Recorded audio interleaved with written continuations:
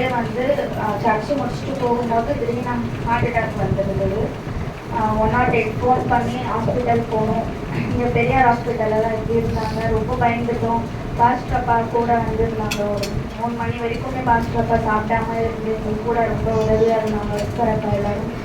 அப்பாவுக்கு வந்து இந்த மாதிரி ஆனது ஒரு சொல்லவே இல்லை. ஒரு 8 மணிக்கே வந்துருந்தது. நாங்கள் சர்ச்சு முடிச்சுட்டு போகும்போது தான் எனக்கு நெஞ்சு வலிக்குது, கேஸு அப்படின்ற மாதிரி சொல்லிட்டு இருந்தாரு.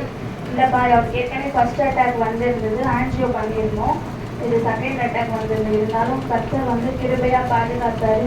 ரொம்ப பயந்துட்டவங்க, ரொம்ப சீரியஸாக இருந்தார். ஹார்ட் ரொம்ப வீக்காக இருக்குது, 2 இடத்துல அடைப்பு இருக்குது, ரத்த கட்டி மாதிரி அடைச்சிருக்கு, சைனெல்லாம் வாங்கிட்டாங்க, ரொம்ப சீரியஸாக இருக்காரு அப்படின்னு நம்ம பார்க்க முடிஞ்சா பார்ப்போம், என்ன ஜிஹெச் அனுப்பிடுவோம் அப்படின்ற மாதிரி சொன்னாங்க.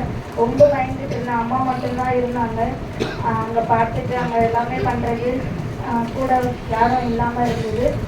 நான் வந்து பிள்ளைங்களை பார்த்துட்டு இருக்க மாதிரி. ஆனாலும் என் கையில் பாக்கெட்டில் வந்து ஸ்தோத்திர பலி புக்கு மட்டும்தான் இருந்தது. அங்கே ஹாஸ்பிட்டல்லையும் நான் ஸ்தோத்திர பலி புக்கு மட்டும்தான் பிரிச்சுட்டே இருந்தேன். இப்பப்பா எங்களுக்கு யாரும் இல்லை, திக்கற்ற பிள்ளைகளாக இருக்கும், உங்களை தவிர எங்களுக்கு சகாயம் பண்ணுறதுக்கு யாரும் இல்லைன்னு சொல்லி ஸ்தோத்திர பலி புக்கு விடாமல் துடிச்சுட்டே இருக்கும். வீட்டுக்கு வந்து நான் படிச்சுட்டு இருந்தேன். பசங்க கூட ஸ்தோத்திர பலி புக்கு ஸ்தோத்திரம் சொல்லுங்கன்ட்டு அவங்க கை பிடிச்சி 3 பேரும் ஜெபம் பண்ணிட்டு இருந்தோம், கூட்டு ஜெபம் மாதிரி.